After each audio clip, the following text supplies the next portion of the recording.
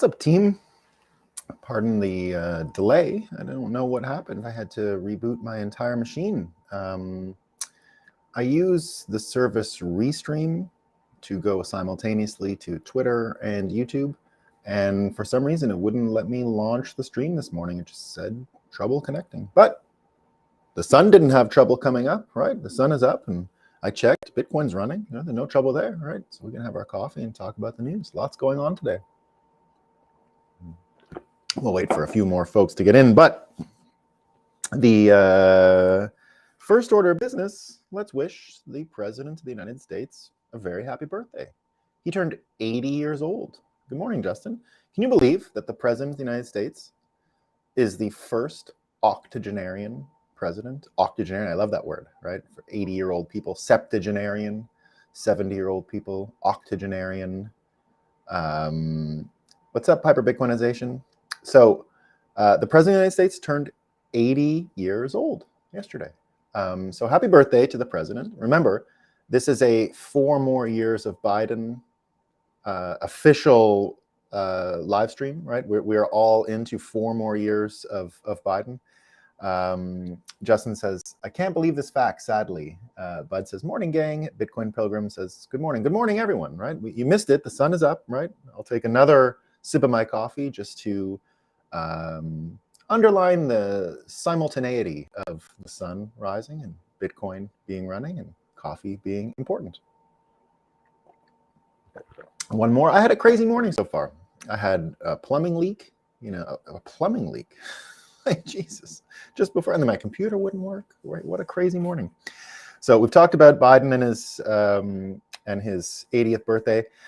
The funniest joke I saw on Twitter yesterday was from Vitalik Buterin, right? Not everyone here is a fan of Vitalik, and he has a pretty dry sense of humor, but he was funny here. So a fellow named Paul Graham, who's, if you don't know who Paul Graham is, he's a big VC, sort of connected to the Mark Andreessens of the world, and, smart guy, connected. So he came out with a tweet yesterday, a person I have known for more than 10 years who I consider trustworthy is convinced the cryptocurrency economy will shortly experience a systemic risk. I don't know anything concrete, but if I were exposed, I would be concerned. Right? So that's what he said.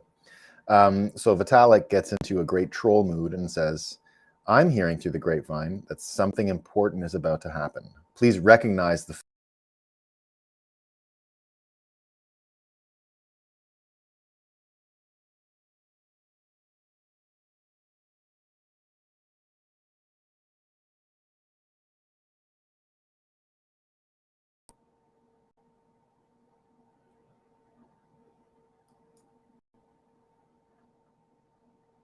Are we back? Are we back? I don't know what's up, guys. I tested my internet speed. I checked my satellite, we're back. Good. Yeah, it was warning. Okay, good.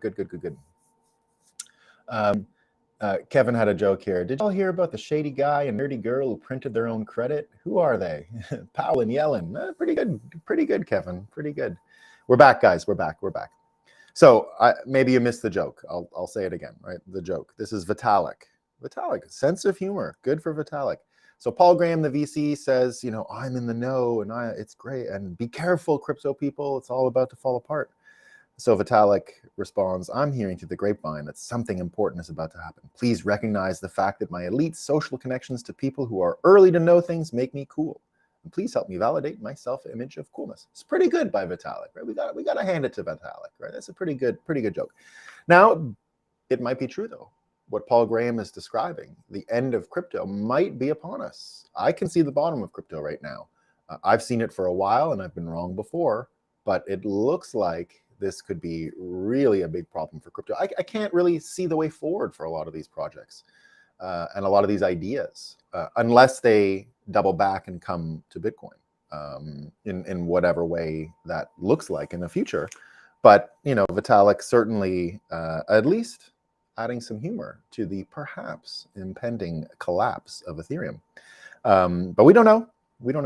Paul Graham was probably referring to DCG, and a lot of people are looking into the DCG Genesis contagion and what it means for their other company, Grayscale. So Lots of rumors flying around out there right now. Who knows? I know a lot of people over there, and full disclosure, I still receive a small, not important to my life, retainer from DCG to provide strategic advice and think through things. I do a call with them once a week and sort of get my mind around what I see in the market, and I share the ideas with them. No one's stressed over there. Don't look at me for any advice. From where I sit, they would be the least in the know of what's going on, right? They're just going, they're just proceeding as normal, as if everything's the same. Because of course, I don't think anyone's giving them any tip or, anything like that. So it's in their mind to just go forward, and that's what they're doing. They're trying not to get stressed about all of the stuff out there. And that's kind of how I approach it. To me, it's not like a major part of my life or anything like that. So if things do go crazy over there, then I'm not. It doesn't make it that big of a difference to me. But I hope it doesn't. There's a lot of good people over there, and from what I see, they are certainly a lot of Bitcoiners. But you play with fire and you get burned. So whatever does go wrong, probably on their hands, and not a good situation for the whole industry. But there's better news than that out there. There's better news than that, because this is all just, as I see it, this is all just a normal progression for what we're dealing with here with the Bitcoin world. And of course, we created this mirror image of Bitcoin in crypto, and this mirror image helped Bitcoin. Like, we can't deny that having crypto enthusiasm and insanity and all that stuff didn't bring a lot of energy and attention to Bitcoin. And now you see folks like Dergigi, right? Dergigi, who's using his own experience and modeling his own experience to help people right now in this moment of uncertainty and confusion. And what he does, and I think it's great, right, is it just shows them that he made the same mistake. So he had a long blog post this weekend called Time is Circular, I think. And the underlying principle that he went through all of this trouble. He did the blockchain, not Bitcoin. He was big into Ethereum and thought it was the future and all these other things. And he learned from his mistakes and eventually distilled his beliefs down to the core philosophy of Bitcoin. So that's how he became a huge leader in the space and a huge clear voice, right? So I don't even think about leader. That's not really the right way to describe it. What I like about Dergigi is the voice is clear, right? There's no marketing attached to it. There's no spin. There's nothing like that. It's, here's my personal experience. Here's what I learned. You're probably going through the same thing. It's tough. Everyone goes through it. It's hard to admit you were wrong. It's hard to admit you were duped. It's hard to admit you were part of duping. But then when you do, you'll see that all of this is here for you. And I think that's a mass experience that everyone's having right now. So I still think we're going to be, let's say, co-located or caught up in all of the stuff until the end of the winter. I just see this winter, this crypto winter, this Bitcoin winter, as being a really important factor, right? A really important factor. But when we get through it, the things that we'll have learned by the springtime, the contrast we'll have had with the rest of crypto, I think is just going to help Bitcoin. Because right now, we've said it many times in the show, people are coming to this conclusion that not your keys, not your coins. We're not here to be fiat rich at all, right? The point is not to be fiat rich because of crypto gains. The point is to change money. And that's becoming more and more clear, even from the detractors of Bitcoin who are saying, well, this is actually a big difference. You saw on Bitcoin Magazine Live just last week, Isabella Kaminska, who said, this is a major problem starting to become a Bitcoiner. Isabella, who was always an anti-Bitcoiner and no-coiner, and now she's a journalist, by the way, starting to change her tune, change her ideas, because a lot of these people hate CBDCs and they start to see Bitcoin as the answer to CBDCs, the response to CBDCs. So very interesting stuff. But it's not all doom and gloom out there, right? There's positive, happy, fun news. The most fun thing I saw is that it looks like Kanye is back. Kanye tweeted yesterday, he was on Twitter and said, testing, seeing if my Twitter is unblocked. And that's where I got the title for today's show, where Elon responded to him, don't kill what ye hate, save what ye love. right? And just talking about the I would imagine anger that he's felt from the Harley Pasternaks and all of these other people. And what did Ye respond? Shalom, shalom. Isn't that nice? He said shalom, right?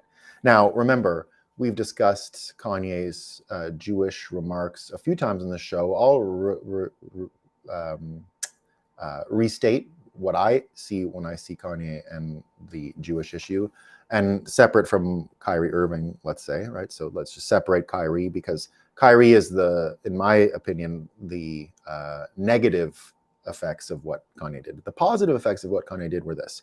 He used a very simple Trump persuasion technique, which is to gather all the energy on one area in order to divert it, right? So he purposely played loose with calling individual Jewish people out and the group. And if you watch the Lex Friedman interview, you see Lex catches him on this and tries to put him in a corner. And he very, not so cleverly, but he works his way out of it without ever having to say, I'm only talking about specific folks, I'm not generalizing, right? But in doing so, he created a whole storm of attention and a whole reaction. If you look at the actual things that he's saying, he's kind of complimenting the Jewish population. He's not saying we have to stop anything or change anything.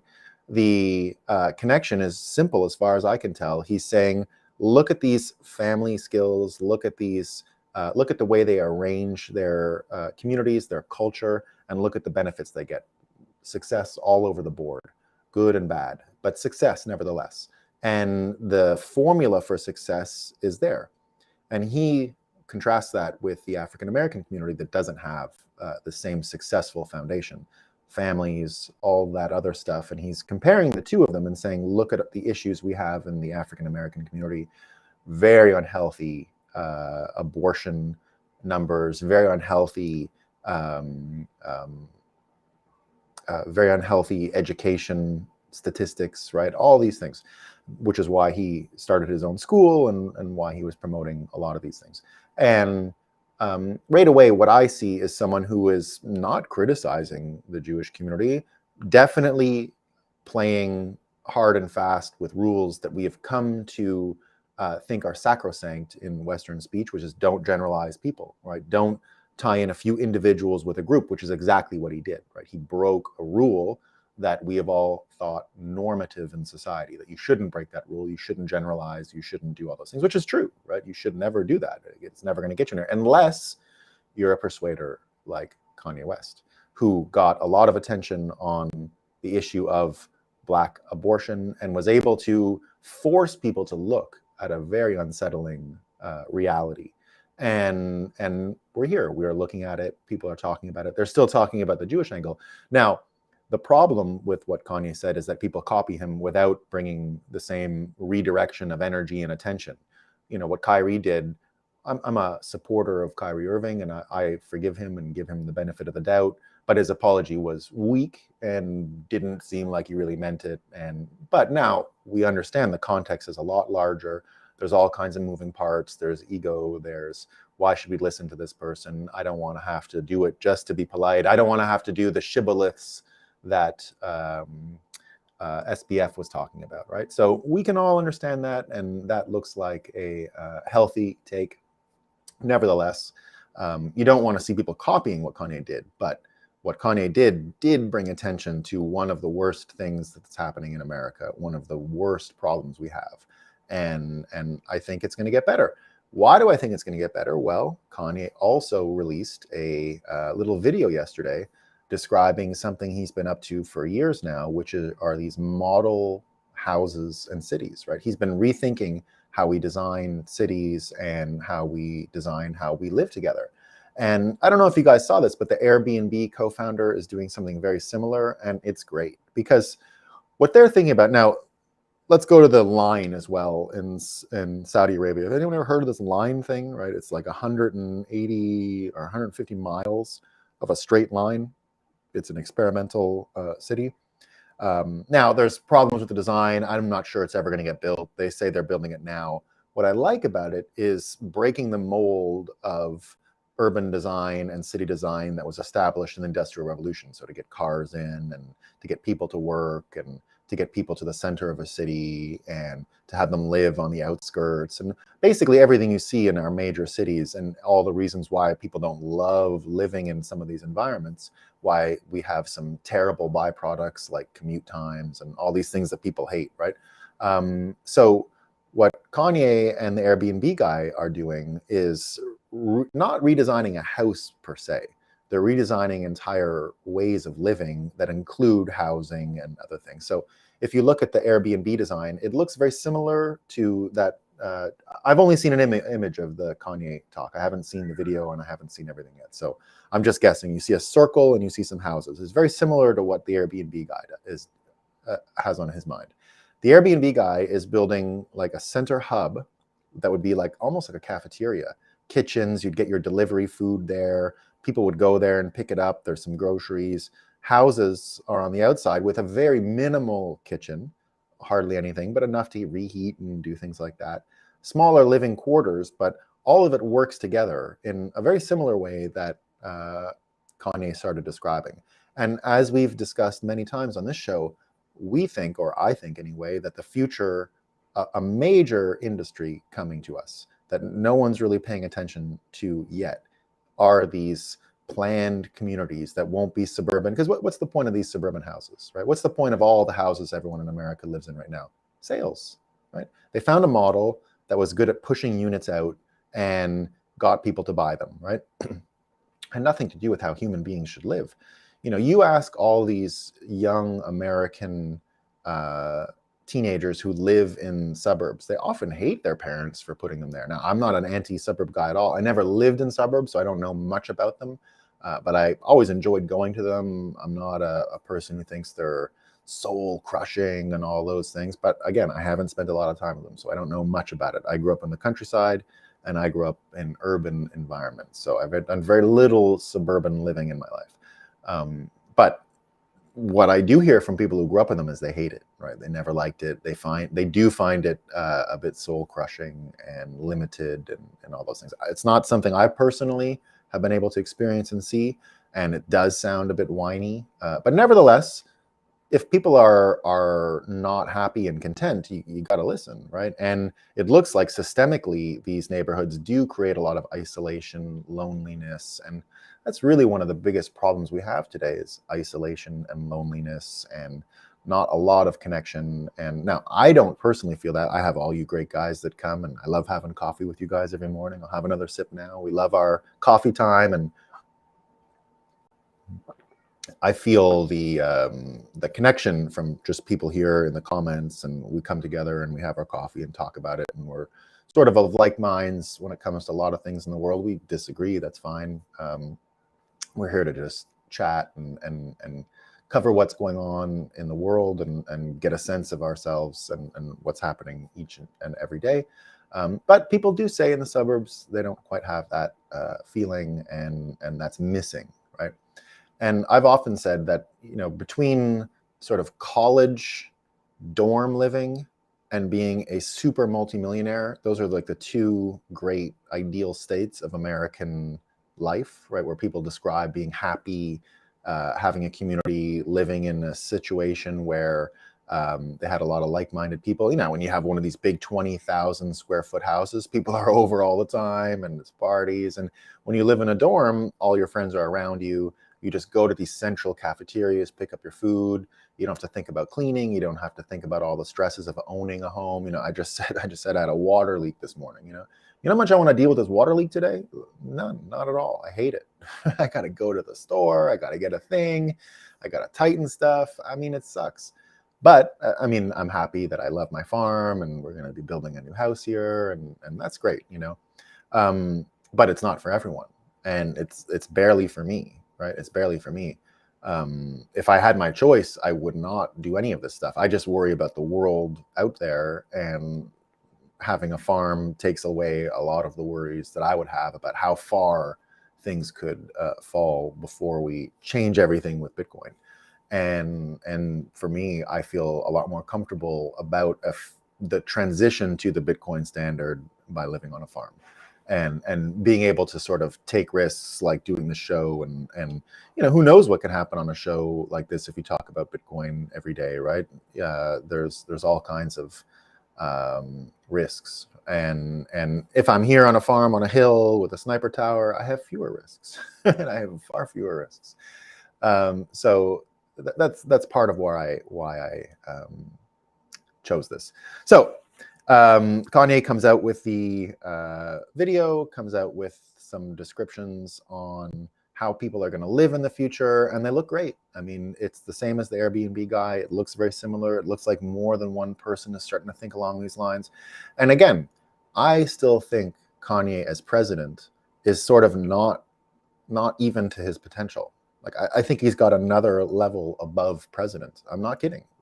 Whether we say, he's got mental illness, which you can see, right? If you watch the interviews, you can see it, right? The Lex Friedman interview, you can definitely see the issues, right? You can definitely see that I'm not going to, diagnose someone from afar, but there's something there.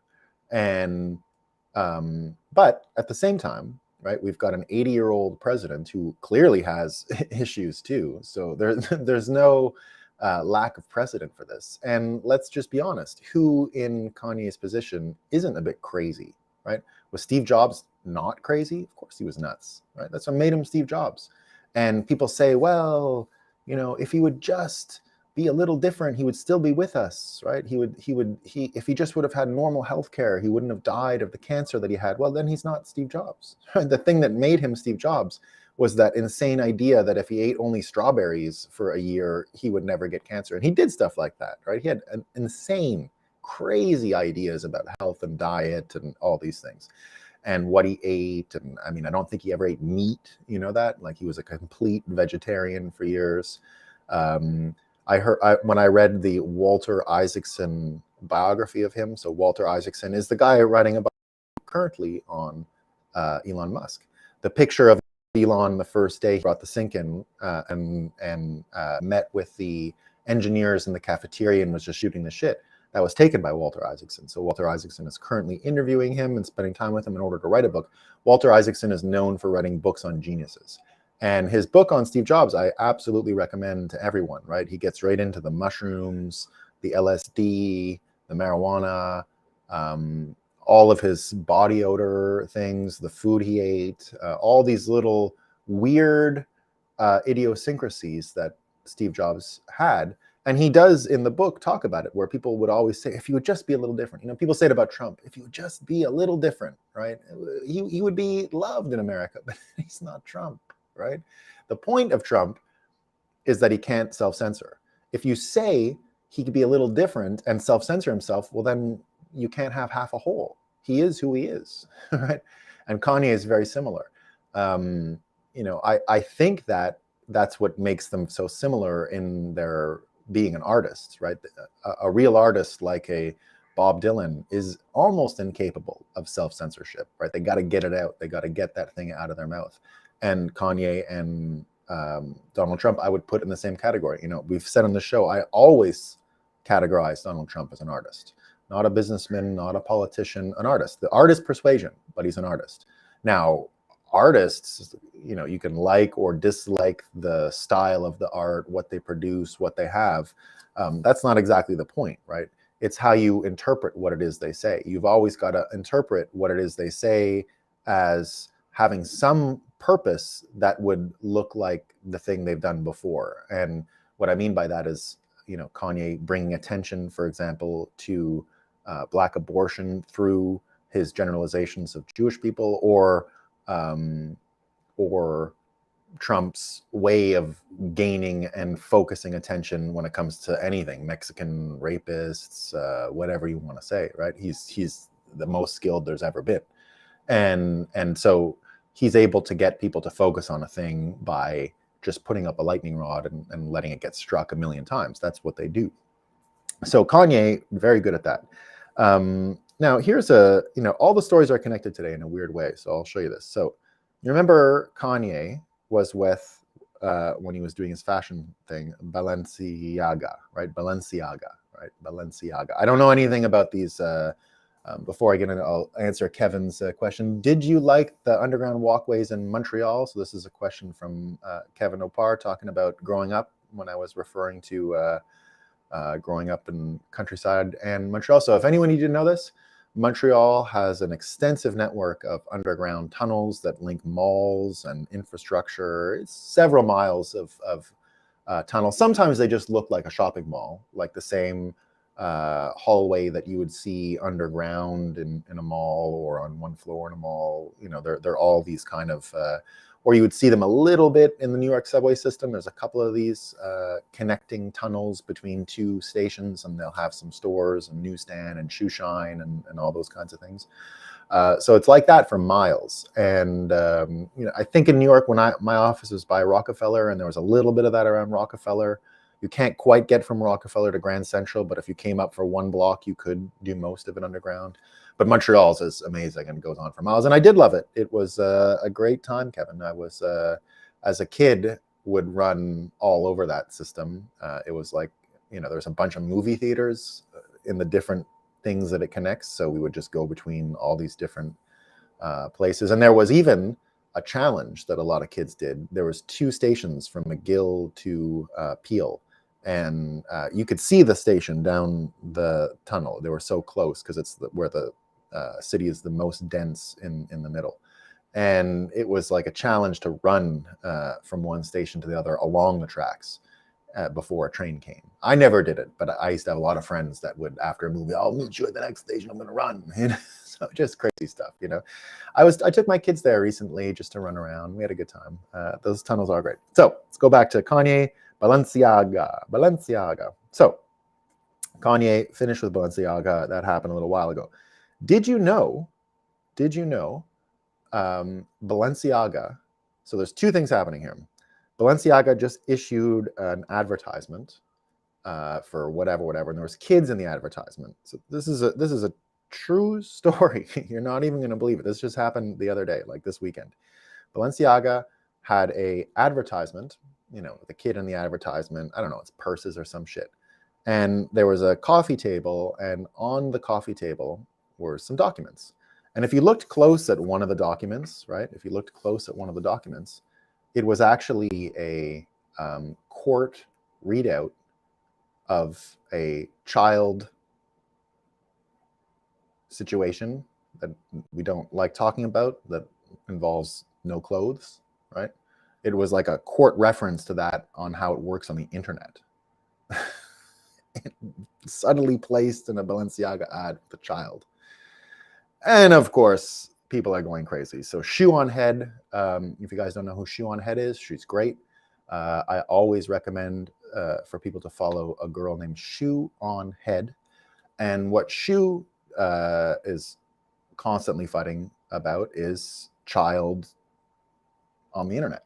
And she found this, and Elon even responded to her. Balenciaga now has erased all Instagram posts they've ever done, so they're down to 0. They're trying to wipe a bunch of social media. Apparently, there's more of these things hidden here and there. But here's the context. I didn't know any of this shit, right? I didn't know any of this.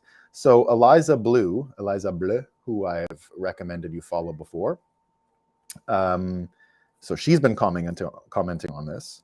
And it turns out that just this weekend, and this has been going on forever, that there were hashtags related to exploitation, the child exploitation, the thing that I just mentioned Balenciaga about. And there were hashtags that people gathered around on Twitter to share and talk about this stuff. And she's been talking about it for a while. It's so unpleasant. Like, I know this Eliza Bleu girl, so I follow her and definitely support her work and everything she does. She's a survivor of this stuff, by the way, of the crazy stuff that happened in England. And so she's been talking about this for a while. And the minute Elon took over, she was saying, why is this never a priority? And she's been sort of harassing him to make this a priority from the very beginning. So they've gotten rid of these hashtags. She says there's still a few more, but here's what she says. Correction, the 3 biggest hashtags used by child abusers: selling child XXXXXXX on Twitter have virtually been eliminated. This is huge. Thank you. Never in my wildest dreams thought I'd see articles written that included a step-by-step example of minors experiencing exploitation and the public on how to report child XX on Twitter. This is progress.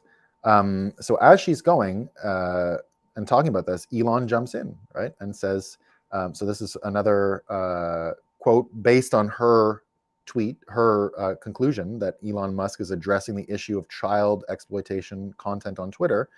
And Elon says, priority number 1.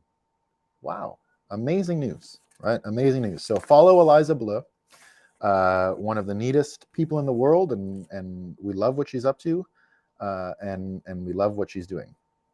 Now, related to that, the other big conversation right now on Twitter, even larger than the Eliza Bleu thing, even though that should probably be the biggest, the thing that everyone's going on about is Alex Jones coming back on Twitter. And so this is shoe on head again, talking with Elon Musk. So she's got 2 interactions now with Elon right now. So she did the Instagram Balenciaga piece related to the does this mean Obama will get banned from Twitter for drone striking kids in Yemen? Yeah, exactly. I doubt it. I doubt it, friends. I doubt it. The only Nobel Peace Prize winner to have a kill list that is longer than anyone. And who has a kill list that long these days? So Shu pushing for the reinstatement of Alex Jones. And here's what Elon says. I didn't know this. My firstborn child died in my arms. I felt his last heartbeat. I have no mercy for anyone who would use the deaths of children for gain, politics, or fame. So that's what he said about Alex Jones. Fair, not fair? What do you guys think? Fair, not fair? Look, I continue to think that the Alex Jones thing is it's just too hot to handle. And I don't mind sacrificing Alex Jones temporarily for advancing all kinds of other stuff, right? Advancing all kinds of debate on Twitter, advancing all these things. I believe one day Alex Jones will be respected as an American treasure, right? I think that'll be the case one day. Right now, sometimes you got to ask people to stand down from a fight, and you got to ask people, maybe your time is done. Alex did so much work in the early days before anyone was even close to admitting how crazy the world is, right? And he did a lot to pry people's eyes open, and I think he's a national treasure in some ways already. But that doesn't mean he didn't screw up, right? I think he screwed up with all that stuff. And so now we have him, now we have this debate. I think it's fair enough, like I said. Fair enough, though. Did anyone see, so my friend Viva Fry, who I went to law school with, tweeted out yesterday, I never even knew this existed. Do you know what?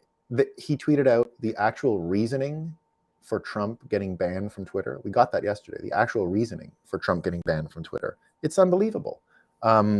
They thought that because he said, I'm not going to the inauguration, that he was giving an indication for a hit, that it's safe to strike it and terrorize it. That's what they said, right? Which is nuts. Elon with, well, we'll get back to that one. So what does it all mean? We've got communications changing, right? We've got communications changing. We've got more people chatting about anything they want on Twitter, right? More people chatting about anything they want on Twitter. We've got new candidates coming for presidency. Not that we believe we're going to find salvation through the votes and through politics, but we certainly can continue to shake the box. And that's all that matters, right? If we shake the box in politics, it can't do what it's done for all these years. So I love the idea of an 80-year-old, an octogenarian, and whoever else they want to dump there with him as a sitting president, against a guy like Ye, mental illness and all. I accept him for who he is and have no problem with his issues and him taking on that role. And I support him 100%. I think he's my candidate at this point. I think he's my candidate. Practical or not, I'm not sure. I continue to think he can do it. I continue to think we're going to have the headline event at Jekyll Island in 2024 to talk about Bitcoin and the end of fiat. And I believe Ye will be the keynote. I believe that. I believe Ye will be the keynote. But that's just me putting it out there. The other news, right? So that's all the communications. We're going to be able to fight about Bitcoin. We're going to be able to talk about the failures of the fiat system. We're going to be able to talk about the dead end road that fiat is actually proposing for our future. We're going to be able to talk about the lack of vision that our current institutions have for creating this future. But we also got to talk about energy, because here's what I talk about a lot, and where I think Bitcoin's headed, and where we're going to get our next round of growth, and where the next cycle is going to be powered from. So I continue to believe that this whole Wall Street thing, right, that we got into early, was just a part of Bitcoin, an important part, a part of its growth. But you could see human resources peeling off from Wall Street, right, very early. So one thing I hope to do with the Bitcoin show this year is create kind of a yearbook experience, right, where we see the different classes, the class of 2009 Bitcoiners, the class of 2010 Bitcoiners, the class of 2011 Bitcoiners. And you'll see a lot of patterns when you look at it that way. So the early ones were the cryptographers, then the political people got involved, and then the non-sentimental Wall Street people got involved. And there was more after. The creative people came, right, when the early counterparty NFTs were created for Pepe and others. The actual early part of the art scene was in Bitcoin. Now it went everywhere else, and it caused a reaction in Bitcoin to be very interested in physical art. But nevertheless, artists and artistic expression is a big part of Bitcoin and will remain. The next people were the energy people. And I've been saying for a long time that the future for Bitcoin events even is to, and I had a lot to do with even switching the focus of events to Wall Street, right? To have a Wall Street event in the first place was partly my invention. And I'll explain why. We're coming to Thanksgiving, where Bitcoin is always the talk of Thanksgiving. But when we first started Consensus, it was still seen, when I was at CoinDesk, it was still seen as a engineering tech show. And we were totally fine with that. But as the market heated up in 2017, I started arguing for a Wall Street first show, like a show in Wall Street language. The engineering side would be only discussed in terms of key price indicators. It wouldn't be discussed in any other context, right? So hash rate is just a key price indicator. I was very clear about that. This wasn't an engineering show. It wasn't a show about how to grow a network with security features and how to scale it even. We didn't care, right? The point was to look at these assets, look at what's going on, and get a sense of everything from a pure Wall Street point of view. So I packed all the Bitcoin content early. I definitely made crypto sort of an afternoon, what's fanciful, blah, blah, blah. I had the original appearance of Arthur Hayes at a New York City show. He was one of my keynotes. And I brought him there to be irreverent and to just blast people. We had Willy Woo, who gave a 10,000-year economic outlook based on Bitcoin. And that, sort of shocked people. And it was a huge hit. The event was the biggest thing ever because I timed it right after Thanksgiving 2017, which was the first time Bitcoin took over US Thanksgiving and was the #1 thing anyone talked about. And I happened to put the event the day we got back from Thanksgiving, which was the first day Bitcoin ever crossed $10,000. So Bitcoin crossed $10,000 on the day that I had planned for the event, held the event. And so it happened live on stage. We were there waiting for Bitcoin to hit $10,000, and it did that day, and it was, hilarious. There were all kinds of great headlines, and it was a hit, right? We found a way to package Bitcoin in a vocabulary that attracted Wall Street people and attracted them to learn about it, and didn't repel them as some kind of engineering thing and political thing.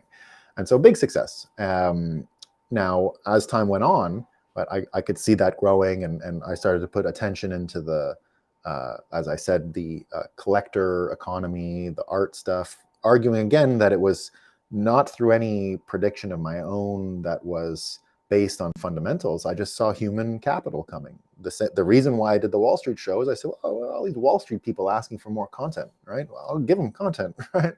And then we had the art folks, and we did the same.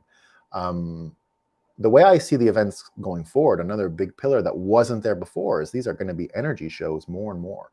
And we're going to focus on energy. We're going to talk about energy. Now, energy does have political implications, which we're going to see here. So it turns out that global LNG, light natural gas supplies, are sold out, according to Japan. They can't even find a futures contract that would guarantee supply from anything before 2026. So you can't get a long-term contract that takes care of yourself for years at a fixed price. That's out the door, right? Meanwhile, in Germany, where they have absolutely not enough energy to get through the winter because they're completely energy illiterate and based all of their future on wind and sunlight that they don't even have. Right, so something like they should only have put 10% of solar in their mix to begin with. They tried to get like 30 or 40 out of it, and it was never in the cards. It just wasn't in the cards. The solar panels are just not efficient enough to deal with Germany's lack of sunlight. And Germany's quite far north, right? So they don't have a lot of sun right now, so they're in trouble. And now they're having trouble getting the energy. So what are they going to do? Well, this is the nightmare scenario. They're going to use their political fiscal policy. They don't have monetary policy because they don't control their currency, right? So there is no monetary policy in Germany. There's only fiscal, which comes from government and taxation, right? So the monetary policy ostensibly comes from the independent central banks, and fiscal policy comes from the government. And they're supposed to, be in a certain amount of conflict, but they should harmonize, right? They should, if they fight each other, if you fight the Fed or you fight the ECB in this case, you better come ready for a fight, right? And it turns out that the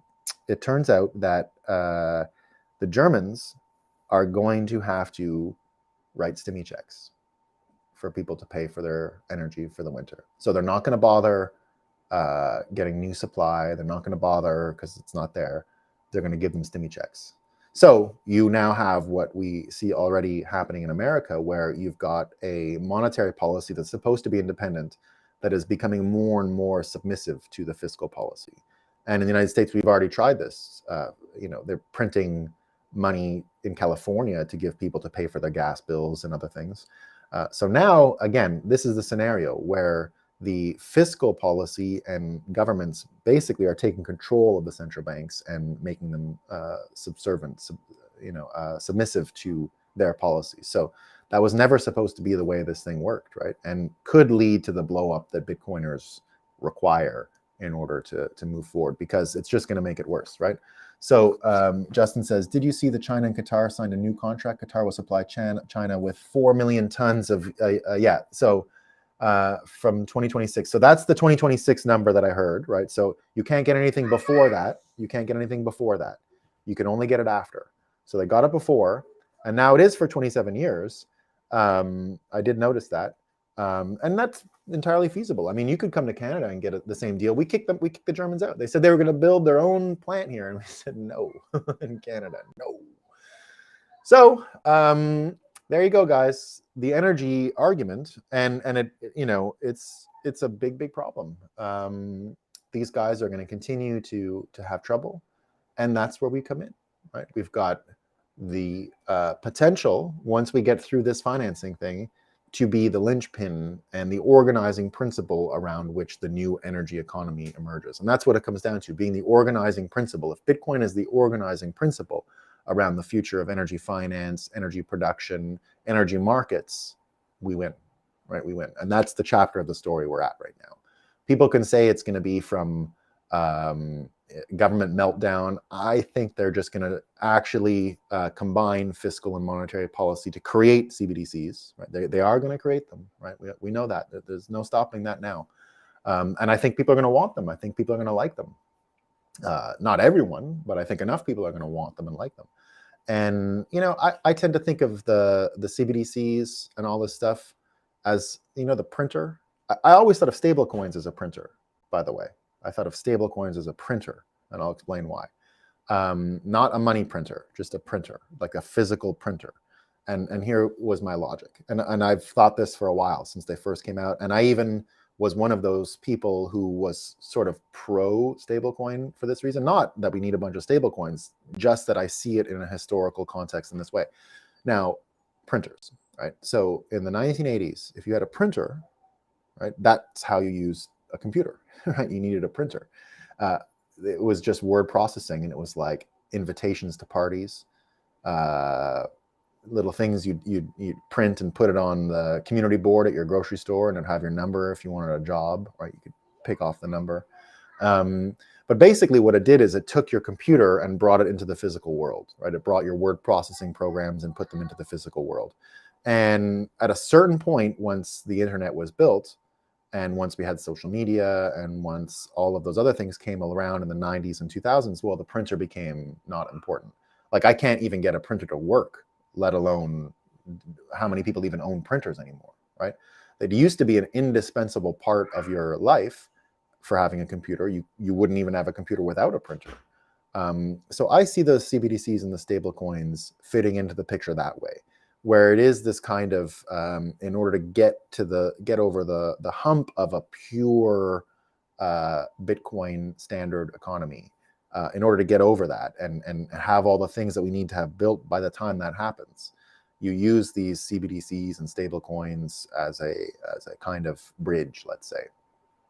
And then they'll just be gone after that, right? They'll be erased and they'll be forgotten about, the way printers are now, right?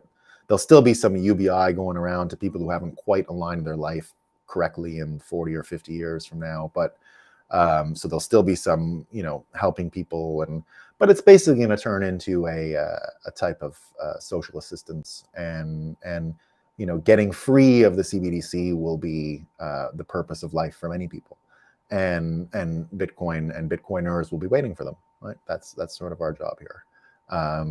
We'll be able to live outside of the bubble of the CBDC, and there'll probably be some restrictions. It sounds like they're pretty dead set on these passports, but I think there'll be ways around it. I found enough ways around all the COVID stuff. It wasn't that hard.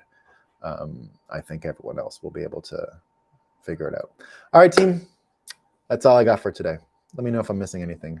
So we'll keep doing these in the morning. I meant to make it shorter. I'll be on the show Bitcoin Magazine Live at 1 p.m. today, where I'm going to be doing a new segment. So we'll do the news and notes together, and then I'm going to be doing a segment that I'm just experimenting with for now. Give me your comments quickly, though. I'm going to call it Moscow time. Moscow time. Does anyone know where the Moscow time meme came from? It was basically fake news when they saw Jack Dorsey testifying, and someone thought the block clock was set to Moscow time as a signal, like one of these things where like Trump was signaling because he wasn't coming to the inauguration, it's time. This journalist created a whole fake news cycle out of Moscow time, and so Bitcoiners embraced it. So what I plan on doing is creating kind of a monologue. It should be short and tight, so we'll do the news and notes on the Bitcoin Magazine Live show at 1, and then I'll follow it with Moscow time. And Moscow time is going to be your best fake news, your best clown world story of the day. And so I'm going to try and tie the best clown news story of the day into our content. So it should be fun. We'll have interviews, we'll do other stuff, but tune in at 1 o'clock today, and we'll be talking all about daily news and clown world, as well as the Bitcoin show at the end of this winter. All right, team. Thanks for joining. I appreciate it. Ciao, ciao.